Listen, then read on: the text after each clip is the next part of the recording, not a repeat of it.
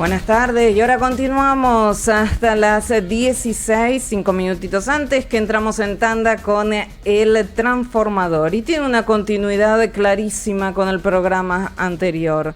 Anteriormente decíamos cultura energética, y el transformador tiene estas dos acepciones. Por un lado, el transformador desde el punto de vista de la energía. El transformador desde el punto de vista de estos polos que se necesitan, positivos y negativos, lo que decía nuestro entrevistado también del día de hoy, nuestro invitado de lujo, porque se necesitan de ambos polos para poder en muchos casos funcionar, en muchos casos aprender, en muchos casos equivocarse y aprender de esas equivocaciones y generar los cambios y no tenerles cuando en un comienzo acontecen, porque el cambio genera miedo a la pérdida y miedo al ataque, y se le tiene ese miedo, que es algo que nos decía también nuestro invitado, ese temor hasta que después se termina imponiendo, porque si no, se termina viviendo sin transformaciones, se termina viviendo en más de lo mismo, se termina viviendo en otra época, en otro momento, que hace a una historia, pero se termina viviendo del pasado en lugar de construir un presente y un futuro. Por eso es que nos transformamos, por eso que necesitamos de la energía, que somos energía, y por eso que la vida nos da la posibilidad de poder ejercer ese cambio, como dijimos de Henry Ford, como dijimos de Tesla, como vamos a continuar diciendo, los cambios de la vida.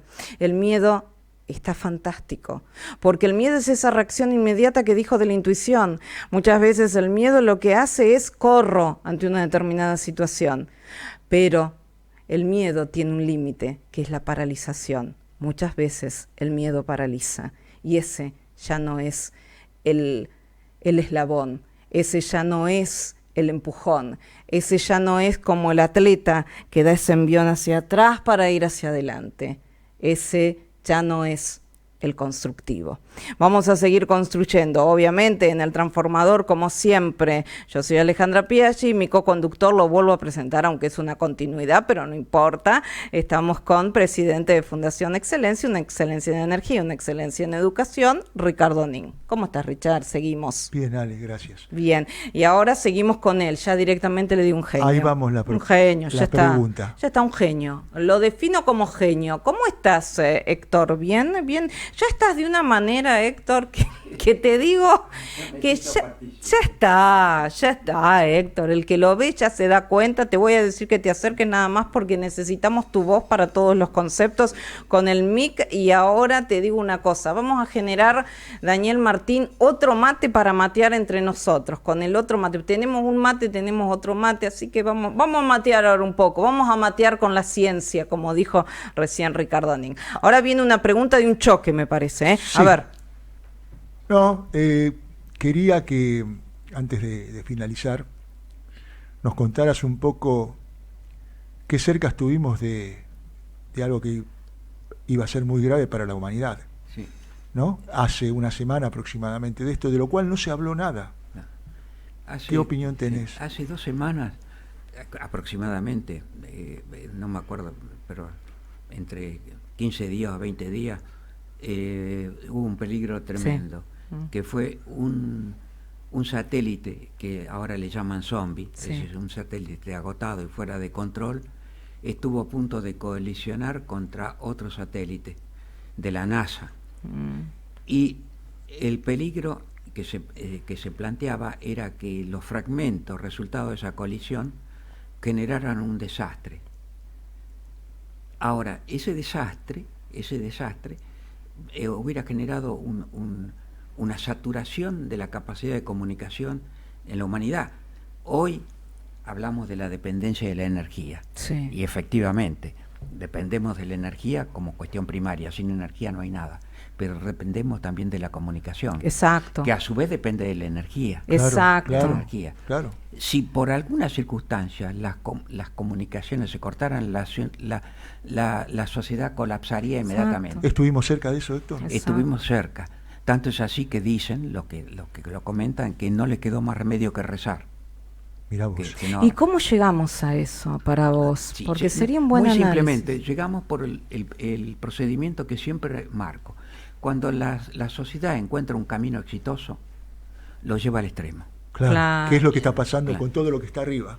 Con todo, fíjese, Lo que está arriba, lo que está abajo, lo que está en el No, medio. no, todos pero lados. lo que está en... Te entiendo, sí, satélite decís vos, para ser explícito, cuando se descubrió los antibióticos, primero que todo, nadie le dio bolilla. Es verdad. Fleming descubrió eso, fenómeno. Pero la Segunda Guerra Mundial sí empezó el desarrollo y empezaron a curarse, es verdad, de evitar las gangrenas. La penicilina. Bueno, se creyó que eso era el camino para solucionar con todas las infecciosas, entonces cualquier cosa, antibiótico. Hoy nos encontramos que los antibióticos han generado resistencia y que no son tan efectivos como antes, Claro. entonces empiezan ahora a darse cuenta que eso es un camino agotado. Pero ese no es el único. Es decir, el automóvil, hablábamos de Henry Ford. Bueno, también decíselo a la pandemia.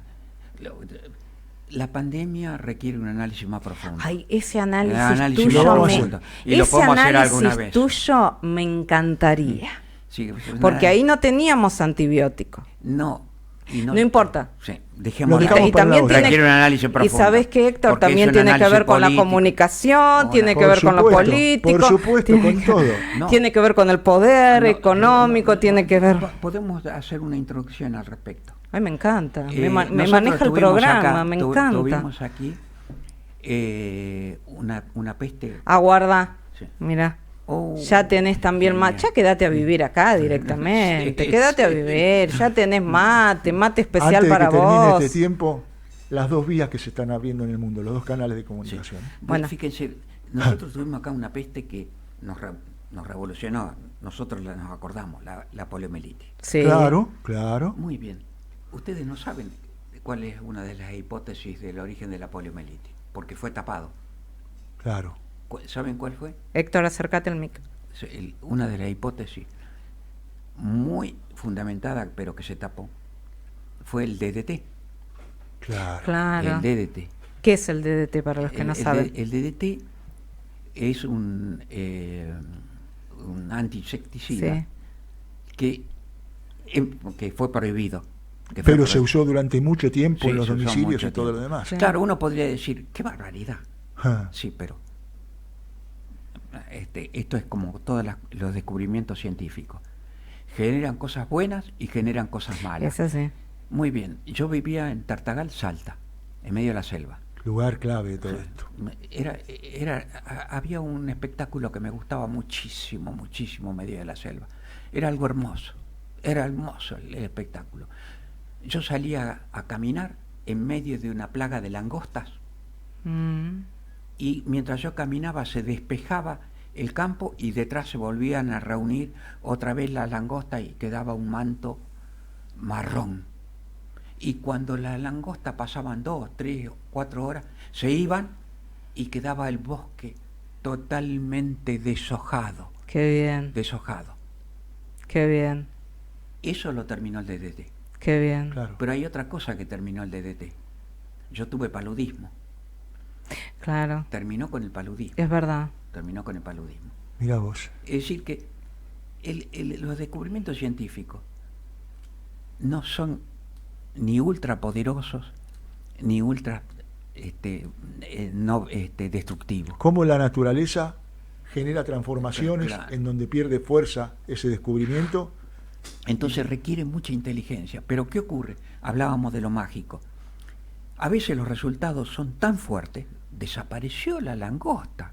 Sí. Me contaban amigos, yo no vivía en Buenos Aires, que las langostas llegaban acá Sí, Sí. señor. y que tapaban las paredes de la... Sí, Y sí. en el Gran Buenos Aires lo Sí, veías sí. mucho. Yo eso ni me lo imaginé, yo vivía en medio de la selva, Claro. donde los diarios llegaban 3 días después, donde escuchábamos la radio la radio que escuchábamos Onda era corta. de Brasil, ¿no? De Brasil Claro. y de Qué Bolivia. bien. Claro. Y la Claro. onda corta, que la captábamos a eso de las 6 de la tarde para escuchar Tarzán. Claro. Muy bueno. Muy bueno. Ruge Tarzán. Sí, sí. ¿No? Pero que vivíamos aislados. Claro. Aislados. Así que el mundo actual ha desarrollado tales cosas que ha generado inestabilidades y además se vuelven en contra. Por ejemplo, el automóvil, lo dije alguna vez. Sí. Yo estuve estudiando en el Otto Krause y vivía en Campana y venía en tren todos los días. Todos los días en tren al Otto Krause. Y tardaba 1 hora. Hoy ni hay tren, el automóvil no se llega en 1 hora, salvo que sea feriado, entonces sí, andaba. Es verdad. Y sería tremendo. Yo no creo que a nadie se le ocurra venir a estudiar el Otto Krause de Campana. Primero porque es escuela y segundo porque no sería imposible. Exacto. Entonces vemos cómo una cosa que facilitó y cambió una cultura en un momento, después se vuelve en contra. Claro. Fíjate, la aparición del semáforo. Claro. La aparición del semáforo. Claro. Tenemos una tía, un pariente, que estuvo en Chile. Entonces llega a un cruce, a una T de camino, cartel a la mano derecha, pare.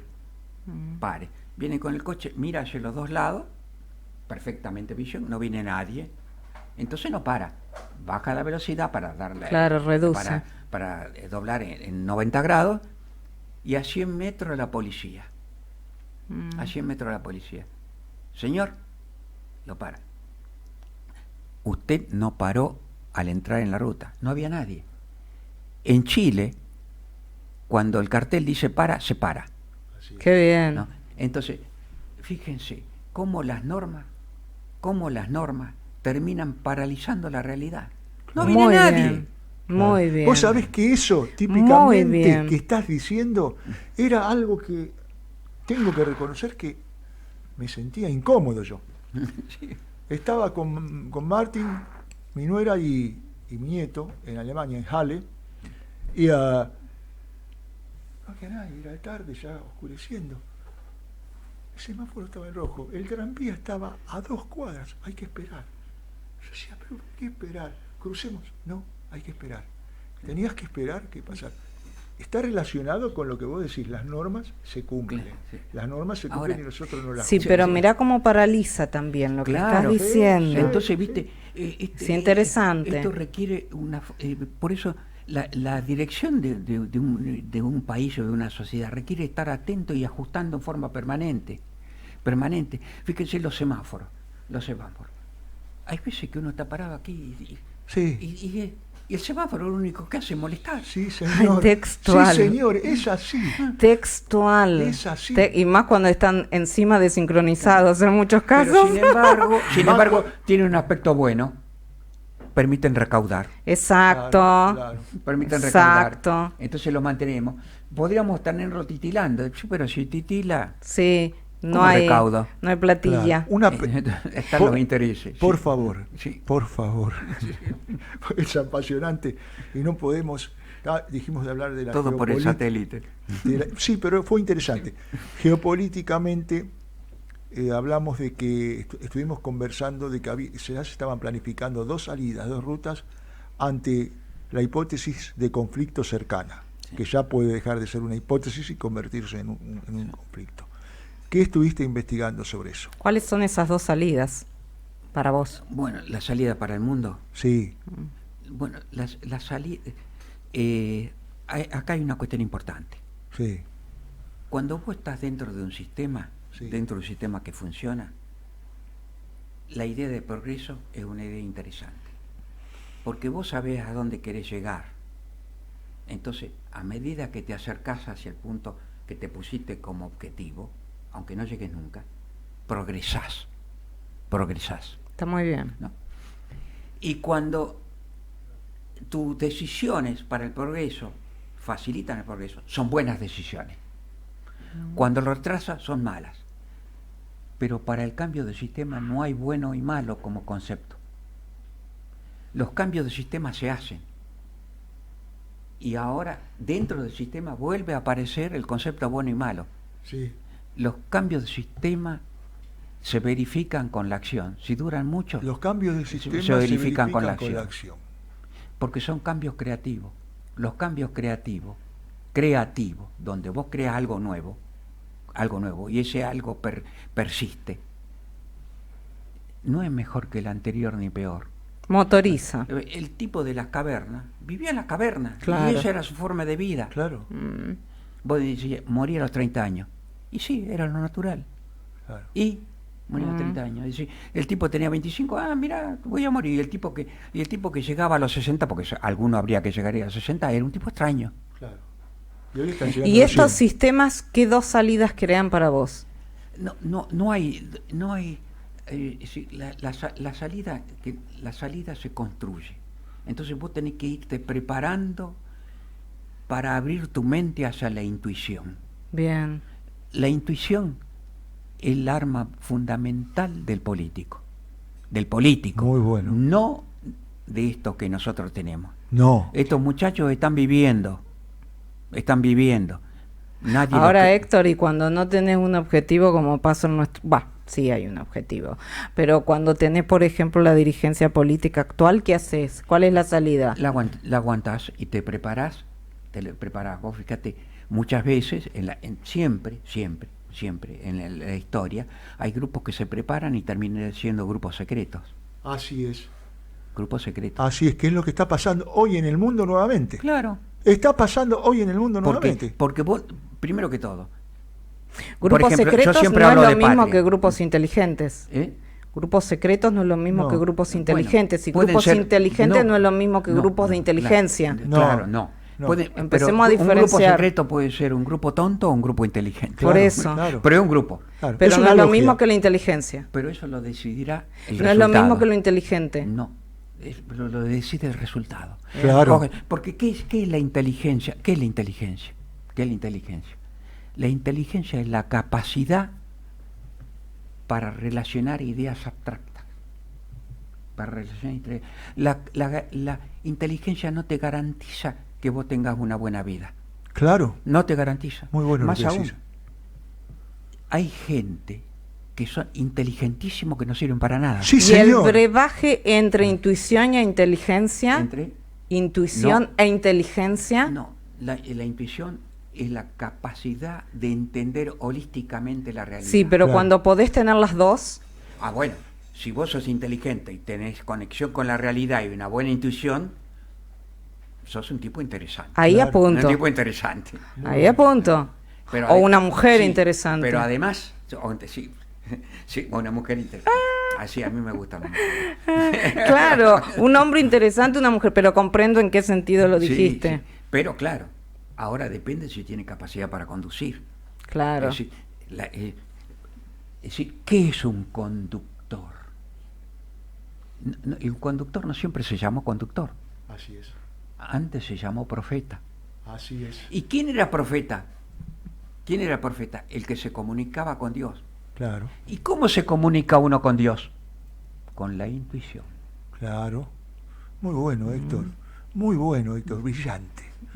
Brillante, Héctor. Héctor, ¿y alguna persona interesante, como recién dijiste, cuál ha sido en los últimos tiempos para vos, en donde converge esta intuición con inteligencia y conducción? No, ¿Encontrás a alguien? Ha habido personas interesantes por su inconsciencia. Por su inconsciencia. Y por la falta de miedo. Por ejemplo, Por ejemplo, Cristina ha sido interesante por su inconsciencia. Estaba pensando en Por eso. su inconsciencia. Porque además hay que ser consciente. Porque ella elige gente. Elige a Lutó, elige a Axel, elige. Y bueno, Vito, y por ahí a lo mejor acertó en alguno. Yo lo miro con cariño, Axel. Con cariño. bueno, también con cariño. eligió Alberto. Por supuesto. Por eso dije, Momentos Erika, distintos. no, Momentos distintos. Sí. Pero, Pero elecciones al fin. Y yo a Alberto no lo llamo Alberto. Mm. Porque no le da para Alberto. Ah, Le da para Albertito. Muy bueno. está muy bueno. No, porque si no le estamos insultando a los Albertos. ¿Te puedo Claro, pedir un favor? claro, así es. Sí. En 2 semanas podemos profundizar un poquito más. Bueno, profundizamos. ¿Eh? Mientras nos Porque aguante. vamos a tener acontecimientos, creo, en 2 semanas Sí. muy importantes que se van a dar en el mundo geopolíticamente. Bueno, yo creo que estamos a días de algunos Bueno, acontecimientos. volvamos y para cerrar, ¿no? Sí. volvamos Ay, me al lo satélite. como para Y cerrar. No. Dale, dale. Ya me Ah, maneja los tiempos. No. que soy un Sí. peligro, ¿no? no. Sos un peligro, pero lindo, lindo. Claro. Tenés esa inconsciencia que dijiste. Sos interesante e inconsciente. Sí. Muy Dale. bien, vamos. Vos fijate, lo del satélite. Sí, Estamos ante la espera de un hecho imprevisto. Claro. Ahora le llaman cisne negro. Claro. claro, Puede ser una estupidez, claro. una estupidez. No esperemos que esto se va a desencadenar por un hecho inteligente. No, muy bien. Puede ser un Héctor. tipo que se quiso tomar mate, apoyó el codo y apretó el botón rojo. Claro. Está muy bien. Claro. Héctor Sánchez, qué lujazo tenerte, maestro. Ahora vamos a un temita musical como para luego hacer la llamada telefónica correspondiente a nuestro invitado de ahora y agradecerte profundamente. Sos brillante y tenés esa intuición y tenés ese ser inteligente y tenés esa otra inteligencia, lo cual te hace ser un hombre interesante. Bueno, Sabio. Y también con una gran inconsciencia para hacerlo. sí. Ahí va. Sí. Estuvimos- Sí, te lo reconozco, la inconsciencia. Estuvimos Gracias. con el gran Héctor Sánchez. Gracias, Gracias. Dante, también por estar, su nieto aquí presente. Muchísimas gracias. Y continuamos con mucho, pero mucho más, el transformador. Sin energía no hay industria. Y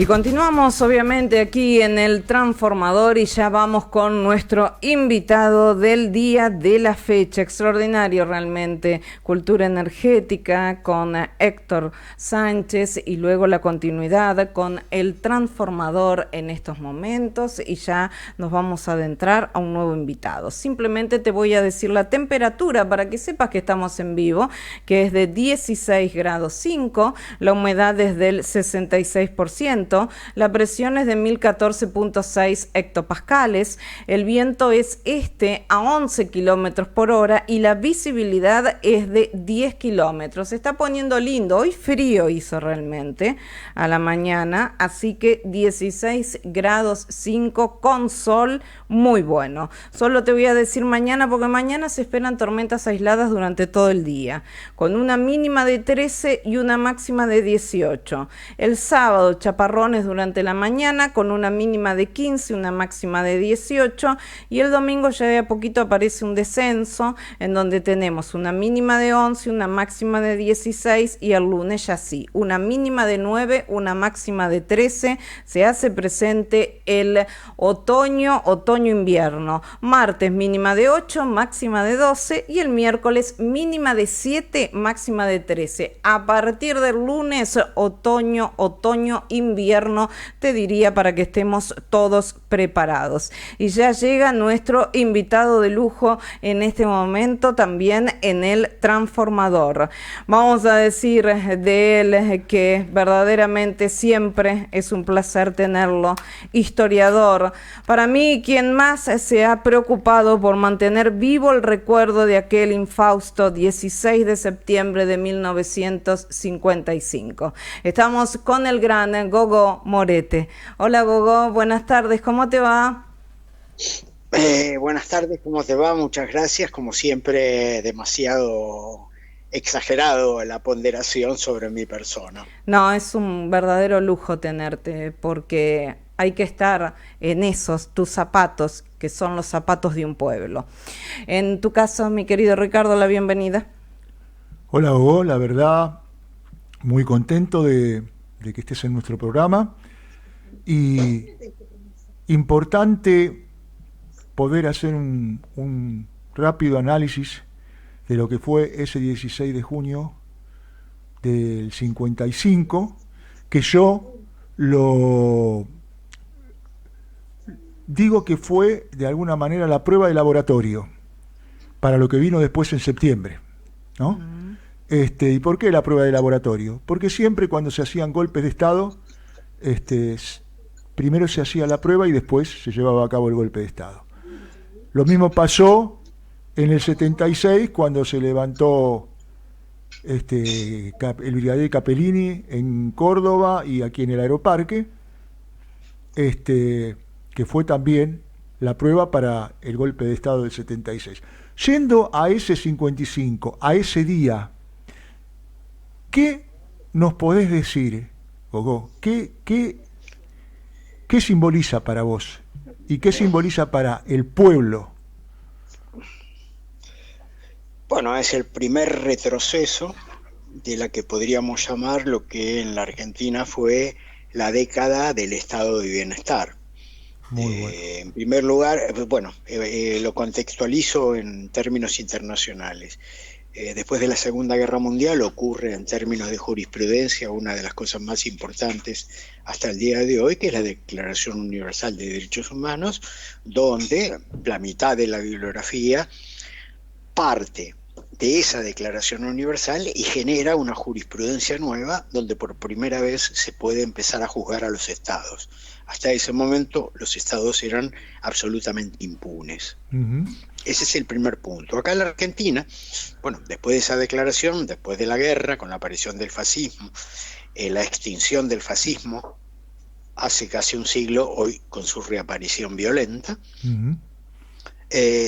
Acá en Argentina, las características del estado de bienestar, creo que es, hasta el día de hoy, el estado de mayor equidad que se ha dado a lo largo de la historia. O sea, se aparecen y se consolidan las 8 horas de trabajo, el aguinaldo, las vacaciones, uh-huh. las retribuciones justas, todo lo que fue lo que conocimos como el estado de bienestar, la posibilidad de una casa, de auto, de vivienda en Europa. Y acá en Argentina fue el peronismo. El golpe se da exactamente para eso, para retrotraer lo que fueron esos 10 años de estado de bienestar a lo que era antes, lo que llamábamos Estatuto Legal de Coronariaje o la década infame. Claro. Lo que sí quiero aclarar antes de todo esto es que la importancia de mi palabra radica en que yo tuve la suerte de formar parte del equipo del Archivo de Historiadores, del Archivo Nacional de la Memoria. Así es. Que a partir del año 2005, o sea que ya vamos a hacer 20 años que estamos trabajando en esto, a instancias de lamentablemente fallecido Néstor, él quiere llevar la ley 24411 y 24043, retrotraer la fecha de inicio, que era noviembre del 74, al 16 de junio del 55. Para hacer eso, lo que necesitaba era una investigación prolija y seria de qué era verdaderamente lo que había ocurrido, porque había cifras que iban, lo que decían los bombardeadores, que había muerto 16 personas, y otros exagerados que decían 2.000 y 3.000 personas. ¿Cuántos fueron aproximadamente? Según nuestra investigación y el libro, que lamentablemente acabo de enterar en estos días que fue retirado del Archivo Nacional de la Memoria porque antes estaba en PDF, nosotros tenemos 308 víctimas con sus respectivas actas de defunción. Nosotros decimos siempre, ahora yo, porque soy uno de los pocos que sigue con esto, ese es el piso, ese es el primer abordaje. Lo que nosotros hicimos fue un primer abordaje. Imagínate que ya estamos hablando de 20 años. Lamentablemente ese libro nunca se reeditó en formato papel, estaba en PDF y ahora este gobierno fascista y neocolonial obviamente lo quitó. Gogo, te quiero hacer una pregunta, porque está lo que se dice, pero a mí me interesa preguntarte en relación a toda tu investigación, ¿qué es lo que no se dice de este infausto? Bueno, en primer lugar, es toda nuestra investigación. Yo formé parte de un equipo y si bien tengo algunas particularidades dentro del equipo, que es que cuando se sanciona la ley, yo pido a quien era en ese momento el secretario de Derechos Humanos, Eduardo Luis Duhalde, y Ramón Torres Molina, presidente del Archivo Nacional de la Memoria, que los beneficiarios que se presentaran a dar testimonio fueran recibidos por alguien que conociera la temática. Entonces eso a mí me facilitó tener la toma de testimonio de más de 200 víctimas o familiares de víctimas. Eso es algo que lo tengo yo solo, que por más que me han robado un montón de cosas, eso no me lo pueden quitar nunca, porque el que estaba ahí era yo. En esa parte sí soy yo. A Ricardo le mandé un escrito que salió publicado estos días, donde yo hablo de 3 mutilados del 16 de junio, a los cuales perdieron una pierna. Natividad López, que es la más conocida, que es la foto histórica, Carlos de la Fuente, que era camarógrafo de Sucesos Argentinos, y Laura Batangelo, que era una chica que iba a trabajar.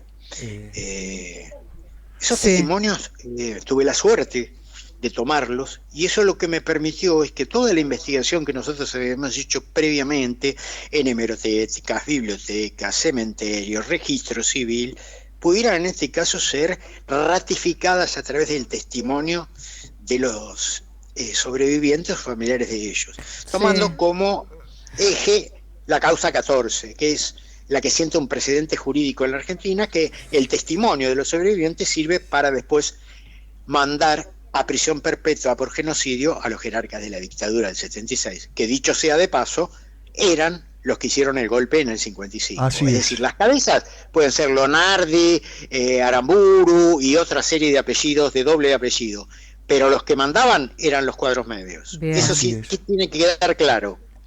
A ver, vos sabés que te estábamos escuchando con mucha atención.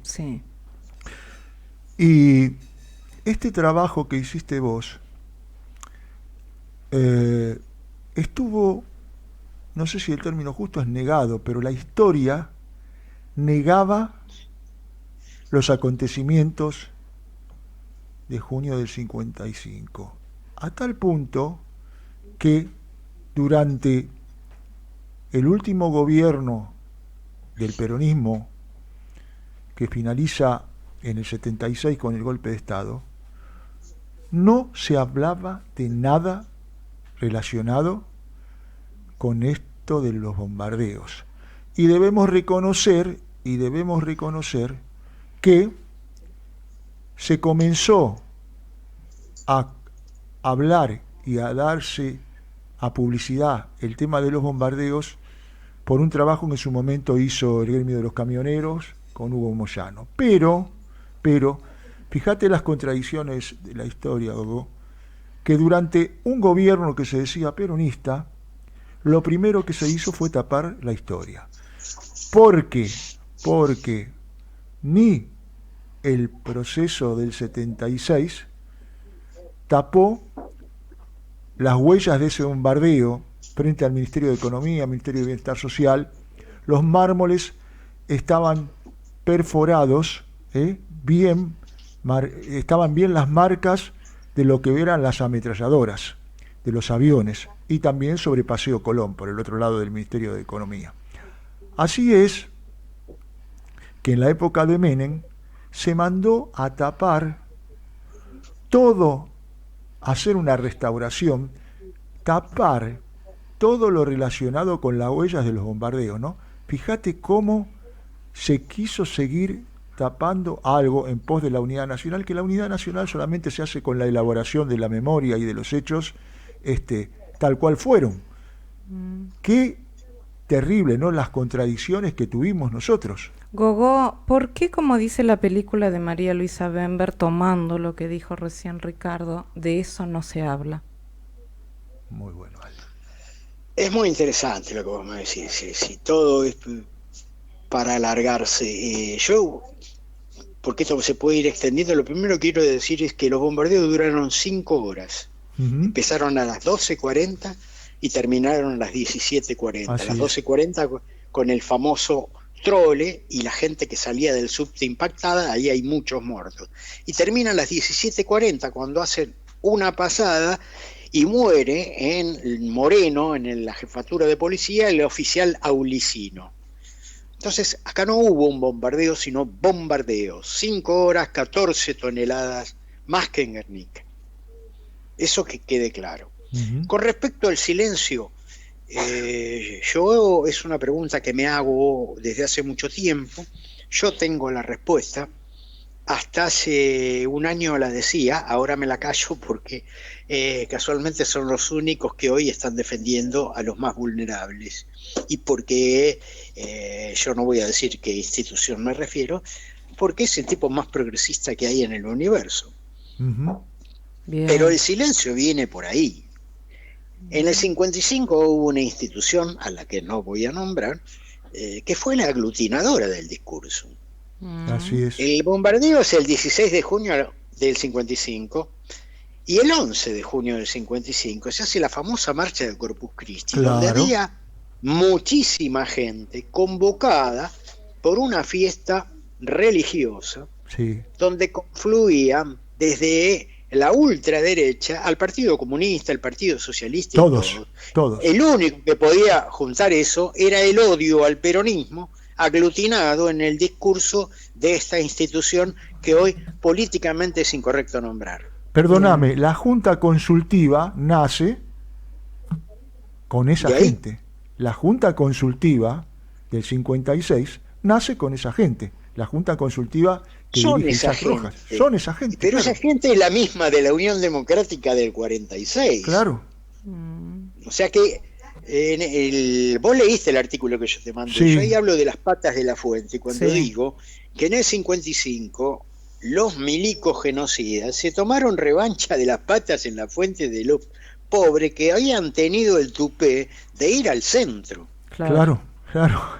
Entonces, el odio, y por eso yo te decía hoy, si me dabas la posibilidad de, si hay la gente que está escuchando dice, pero esto ya pasó, esto no pasó, esto sigue pasando, es exactamente lo mismo. Lo que pretende hacer y y voy a utilizar las palabras de Eduardo Barcesat, no mías, este usurpador del Poder Ejecutivo, porque si bien accede con la legitimidad de los votos, desde el momento que asume no tiene la legitimidad constitucional, no ha llevado adelante un solo acto de gobierno que sea constitucional, es todo ilegal, inconstitucional. Eso, el único que lo dice es Barcesat. El problema acá, y hay, o sea, el artículo 29 de la Constitución Nacional marca claramente. Yo te quiero decir que algo, el otro Gogo, día que sancionaron justamente, la ley de bases. aguardame, Son justamente poderes a la esta patria. semana salió Perdona. Eduardo Barcesat, ¿Cómo? así que te lo quería decir, esta semana salió en esta radio conmigo Eduardo Barcesat y justamente está hablando esto, así que estás ampliamente no habilitado. Primero que no habilitamos ni deshabilitamos a nadie, pero lo que estás diciendo corrobora lo que hablamos con el mismo Eduardo. Y vos estabas diciendo que con la ley bases lo que crees, lo que considerás y lo que te pasó es que son traidores a la patria aquellos que... Es el artículo 29 de la Constitución Nacional. Claro. Pero vamos a hacer una cosa, no hablemos más, porque si estuvo Barcesat, él es constitucionalista y yo soy historiador. Pero, sí, pero es interesante verlo desde el punto de vista del pueblo también. ¿Cómo? Es interesante verlo desde tu punto de vista, porque vos sos el pueblo también. Pero ¿sabes cuál es la diferencia de mi punto de vista y la de estos fascistas neocolonialistas, supremacistas que nos gobiernan? Es que ellos mienten.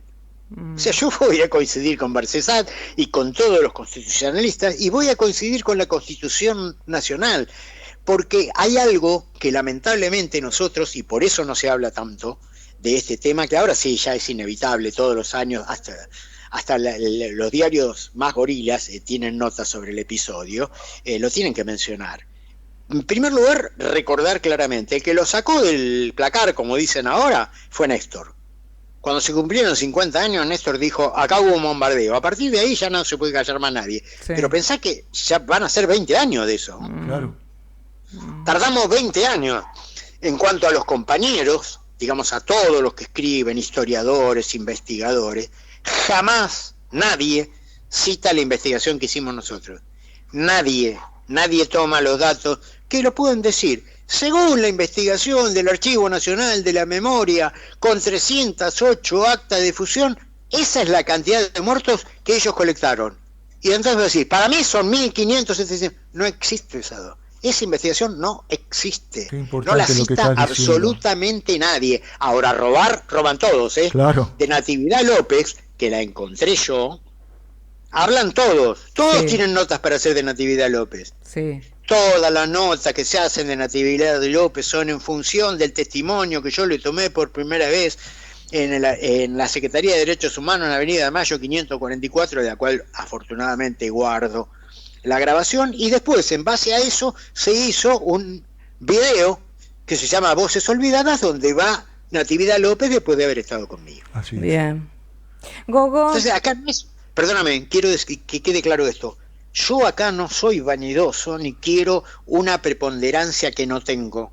Clarísimo. Yo formo parte de una investigación que todo el mundo niega. ¿Por qué lo hacen? Pregúntale. ¿Qué le da? El otro día, bueno, no quiero dar nombre. Me hablaron del Instituto Patria, la secretaria del segundo, llamémosle. Sí. Cuando le dije que toda esta investigación la había llevado adelante Néstor, y etcétera, no me llamó nunca más. ¿Escuchás lo que te digo? Sí. Gogo, te quiero preguntar... Llamaste más. Hablé de Néstor Kirchner. Sí, justo del Instituto Patria. Digo como para que nos preguntemos un poco a veces cómo surge un personaje, un mitómano como este, y le creen. Así es. Si nosotros mismos nos encargamos de no recoger las investigaciones o las militancias de los compañeros que nos precedieron. Clarísimo. Yo el otro día le decía a un pibito de 40, digo, ¿sabes cuál es la diferencia entre ustedes? Es un pibito, es un chico.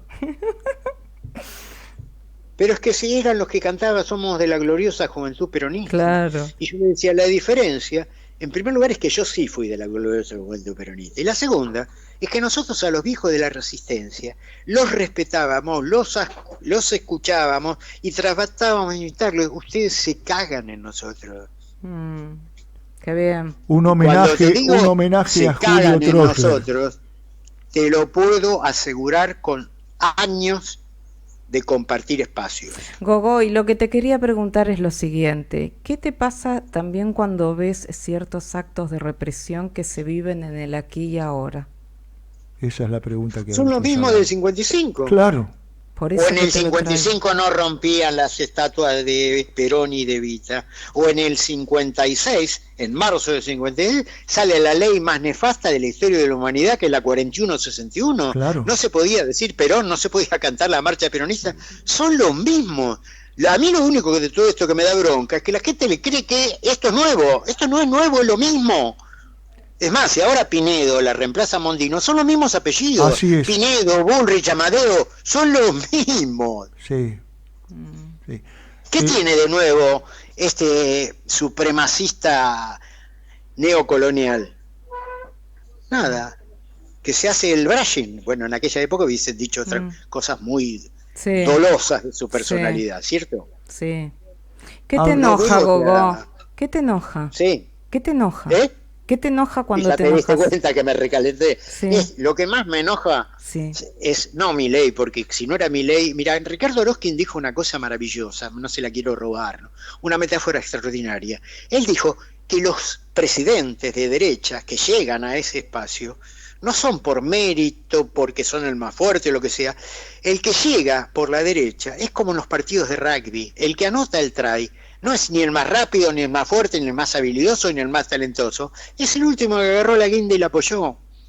Antes de este supremacista neocolonial, hubo 1000 intentos. No nos olvidemos de Narváez, de Macri, del mismo Massa. Bueno, ahora le tocó a este. Entonces, acá sí la pregunta del millón es, ¿por qué llega un supremacista? Bueno, mirá Europa. Sí. Claro. Hace 100 años hubo una guerra que ganó Rusia.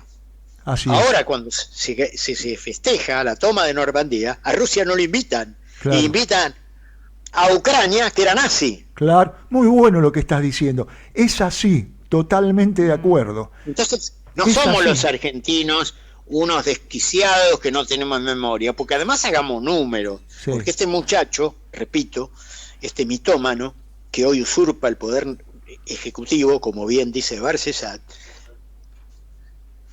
tiene el 30% de la Argentina. Así es. Él ganó con 14 millones. Cualquiera que sabe un poco de matemáticas sabe que 15 es la tercera parte de 45. Somos 47, o sea que el 30% lo votó. El 70% no lo votamos. Interesante eso que decís, ¿no? Gogo, nos tenemos que despedir. Sí, la perdonen última si me pregunta. calenté, pero- No, me encanta, A me ver, encanta. Gogo, es parte de la pasión. La Gogo, última pregunta tuya, Más que Ricardo. pregunta. O afirmación. No, recordar. Recordar a aquellos que, cuando salió esa nefasta ley, escondían entre las chapas de los techos de las casas las fotos de Perón, de Evita y los diarios de esa época. Y un recuerdo que me contó uno de mis tíos, los dos eran bancarios en esa época, ¿no? Trabajaban en el Banco Nación. Y mi tío mayor, hermano de mi mamá, recuerda que cuando comenzaron los bombardeos, él vio algo que lo impactó. La gente que estaba llegando a la plaza en la segunda, digamos, oleada de los aviones, hubo un señor que en la desesperación le tiró un palo a un avión. Fíjate el simbolismo de eso, ¿no? Cuántas cosas han pasado, Gogo, y qué importante esto que has hecho vos, porque lo único que verdaderamente nos va a dar las posibilidades de crecer es la verdad, es la elaboración de las ideas y es tener información exacta de los hechos. Ojalá que el verdadero revisionismo, no la investigación, el revisionismo, otra vez tome fuerza en nuestra sociedad, porque hoy está paralizado en muchos aspectos. Gogo. Mira, si me Sí, dale. me permitís una reflexión final. Yo esta mañana escribo, hoy casualmente es un día muy especial en esta casa, mi hija cumple años, nació en el 78, Mirá vos. en una situación muy complicada para nosotros. Nosotros éramos ilegales, no teníamos documentos, no teníamos plata, estábamos perseguidos. Esa era nuestra realidad. Y hoy yo escribo en función de ese y digo que hoy que estamos mejor, porque antes no teníamos casa, no teníamos documentos, no teníamos trabajo. Y lo primero que tenemos que recuperar, esta es la reflexión, esa es una parte de mi historia, para que veas que no es que yo me prendo en esto ahora, porque recién me di cuenta. Lo primero que tenemos que recuperar, compañeros, es la palabra. La palabra. Nos robaron la palabra, y empezaron en el 55, y ahora estos cachivaches, no es casual que utilicen el mismo significante. Los dos pretenden hablar de algo que no quiero nombrar para que no se le revuelvan a tipo Osvaldo Bayer. Nos robaron la palabra libertad. Estos tipos son lo más autoritario, supremacista y fascista que hemos tenido desde los milicos. Gogó, ¿cómo se llama tu hija? Recuperemos la palabra, compañeros. Y recuperar la palabra es darle sentido a cada una de ellas. Así es, muy bueno. Gogó, ¿cómo se llama tu hija? Sol. Mira qué justo, como tu hija, Ricardo. Le mandamos un cariño muy grande a Sol Morete, que sea el mejor año de su vida, verdaderamente, que se cumplan todos sus deseos, y gracias a vos, querido Gogó Morete, por existir. Muchísimas gracias, cuídate mucho y abrazo inmenso a toda la familia.